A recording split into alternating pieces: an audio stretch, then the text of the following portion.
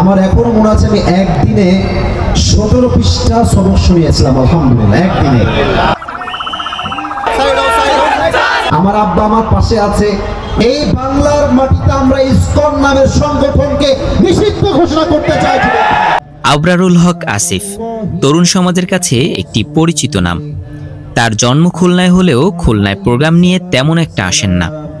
শহরের প্রাণকেন্দ্রে এবারই প্রথম আল কারিম মার্কাজুস সুন্নাহ মাদ্রাসার ৫ম বার্ষিক মাহফিলে প্রধান অতিথি হিসেবে আসছেন। মাদ্রাসার বার্ষিক মাহফিলের জন্য মাদ্রাসাকে সুন্দরভাবে সাজানো হয়েছে। মাহফিলের মাগরিবের অধিবেশনের শুরুতেই পবিত্র কালামুল্লাহ শরীফ থেকে সুললিত কণ্ঠে তেলাওয়াত করেছেন হাফেজ কারি শাহাদুজ্জামান। তার অসাধারণ তেলাওয়াতে শ্রোতারা বিমোহিত হয়েছেন।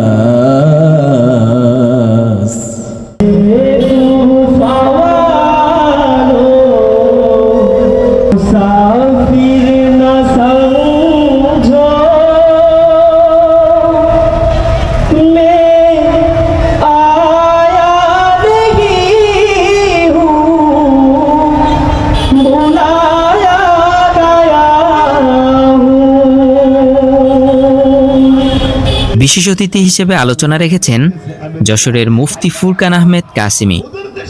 ওই মহিলার বাড়ির দিকে বলে, মা আপনি রুটি বানাবেন, আমি আর আপনি খাবো না। আরে বাবা যুবক, আমার তো জ্বর, আমি রুটিও বানাইতে পারবো না, তাইলে মা আমি রুটি বানায় দেই।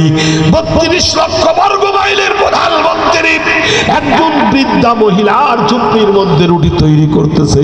শোন যুবক, এ যুবক, তোর ইতিহাস শোন, বানায় বলতেছি না, হায়াতুস সাহাবা খুইলা দেখ। হযরত ওমর রাদিয়াল্লাহু তাআলা রুটি বানায়া খেজুরার মধ্যে দিয়া রাতের বেলায় মহিলারে খাওয়ায়া দেয়। বৃদ্ধা মহিলা বলে, ওমর কয়, ও মা, জীবনে ওমর রে কোনোদিন দেখছেন নি? কয়, না রে বাবা, দেখি নাই, তবে বাবা দেখতে চাই না আল্লাহ যেন ওমরের জায়গায় তোরে এই মদিনার খলিফা বানায়া দেয়। বিশেষ অতিথির বক্তব্য শেষ হওয়ার পরপরই গাড়ি নিয়ে সরাসরি স্টেজে চলে আসেন তরুণদের জনপ্রিয় বক্তা আবরারুল হক আসিফ হুজুর। তিনি গাড়ি থেকে নামার পরই উৎসুক তরুণ সমাজ তাকে একবার দেখতে প্রচণ্ডভাবে তাকে ঘিরে ধরে। স্বেচ্ছাসেবকরা তাকে স্টেজে নিয়ে আসতে হিমশিম খাচ্ছিলেন।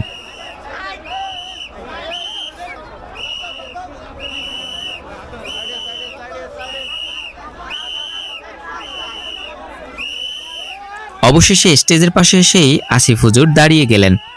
তাকে ঘিরে ধরা তরুণ সমাজকে সাইড হতে বললেন। এক পর্যায়ে তিনি জোরে বলে উঠলেন, আমার বাবা আসছে, তোমরা তাকে সাইড দাও।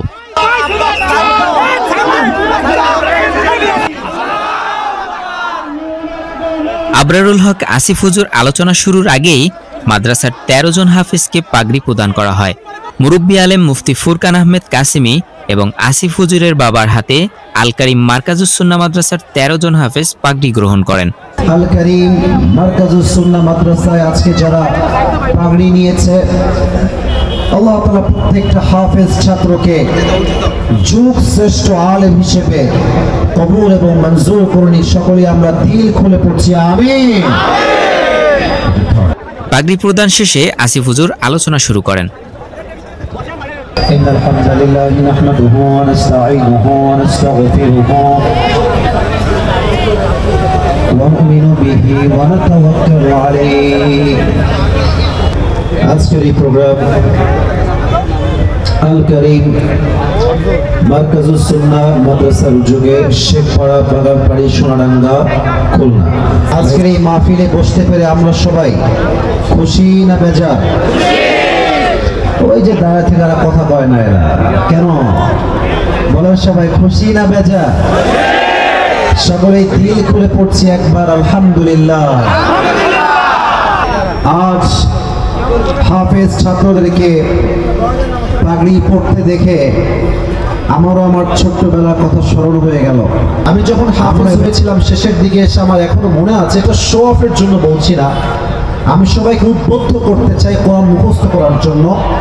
আমার এখনো মনে আছে আমি একদিনে 17 পৃষ্ঠা সবক শুনিয়েছিলাম আলহামদুলিল্লাহ, একদিনে।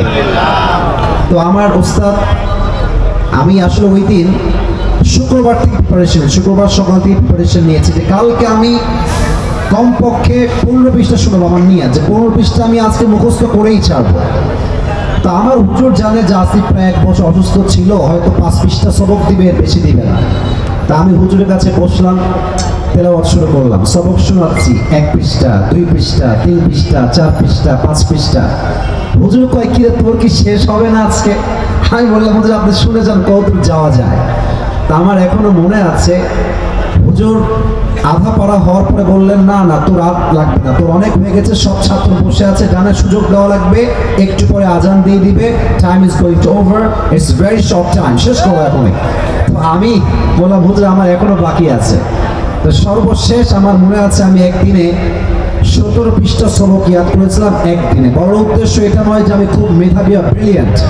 আমার কথা হচ্ছে যে হাফেজ হতে চায় তার ইচ্ছা শক্তি যদি খুব শক্ত হয়, একদিন না একদিন সে পুরো কোরআনটা মুখস্থ করেই ছাড়বে যুবক ভাই, ঠিক কিনা বলো?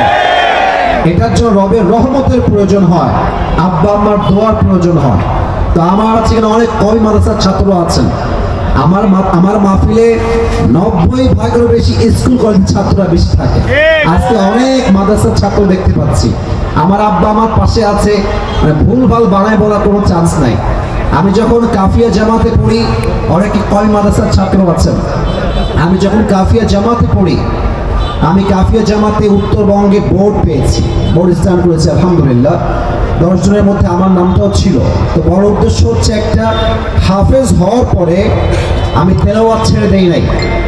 আমি যখন কাফিয়া জামাতে পড়তাম, এক ঈদ থেকে নিয়ে আর এক ঈদ পর্যন্ত 91 খতম আল্লাহ আমাকে তেলাওয়াত করার সুযোগ দিয়েছেন আলহামদুলিল্লাহ। বললেন হুজুর আপনি কি সব করতে আসছেন? না, অনেক হাফেজ ইয়াদ করে শোনায়, 1 বছর পরে প্রশ্ন করলে আর পড়তে পারে না। কারণ ও বাসায় গিয়ে টিকটক চালায়, ফেসবুক চালায়, ইউটিউব চালায়, আস্তে আস্তে কোরআনটা সে ভুলে যায় যুবক ভাই।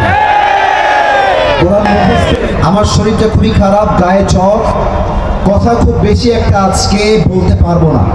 আমি যতটুকু বলা যায় কনস্ট্রাকটিভলি কিছু কথা বলার ট্রাই করব। স্বৈরাচারকে আমরা বিদায় করেছি, বা স্বৈরাচারের যে ষড়যন্ত্র এখনো থেমে নাই যুবক ভাইরা। মানে তারা এমন ভাবে পরিস্থিতি তৈরি করছে যে তারা ডক্টর ইউনূসকে বাধ্য করবে যে সে বলবে যে আমি পদত্যাগ করলাম, এমন একটা অবস্থা এখন চলছে। একের পরে এক ইস্যু, আজকে ওই দাবি, কালকে ওই দাবি, কালকে এই দাবি, আরেকদিন ওই দাবি। এখন শুনেছে নতুন ঝামেলা, ইসকনের ঝামেলা। আমাদের স্পষ্ট আজকে একটাই কথা, এই বাংলার মাটিতে আমরা ইসকন নামের সংগঠনকে নিষিদ্ধ ঘোষণা করতে চাইছি। যারা আমার দেশের মাতৃভূমির সার্বভৌমত্ব নিয়ে খেলবে, যারা আমার দেশকে অস্থিতিশীল করতে চাইবে, ইমানদারের একটা ফোঁটা রক্ত থাকতে এই দেশে স্বৈরাচার রাজতন্ত্র আর কায়েম হবে না খুলনার ভাইরা।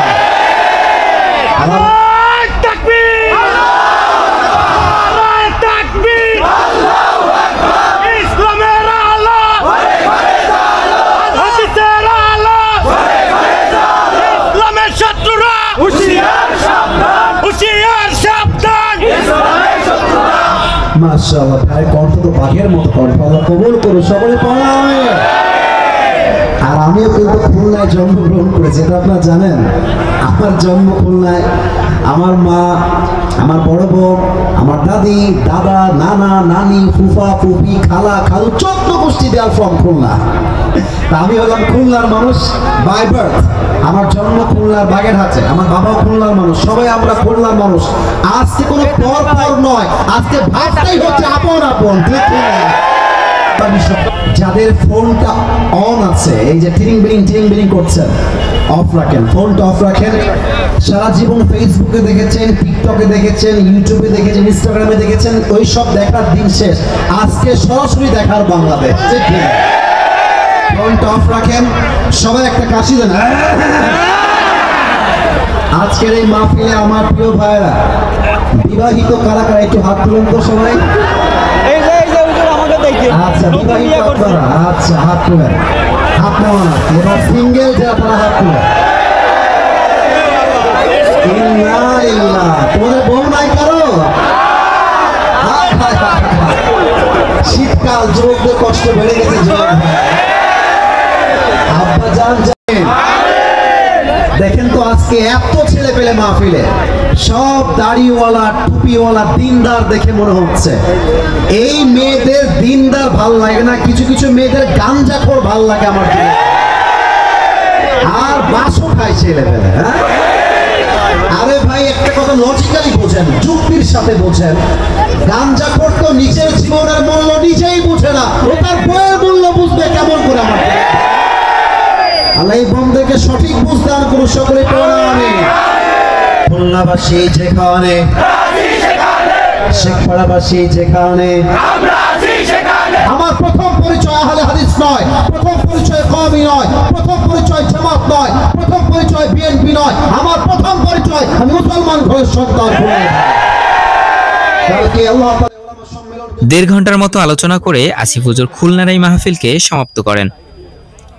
বিদায় বেলায় গাড়ির ছাদ খুলে তার ভক্তদের উদ্দেশ্যে হাত নেড়ে অভিবাদন জানান।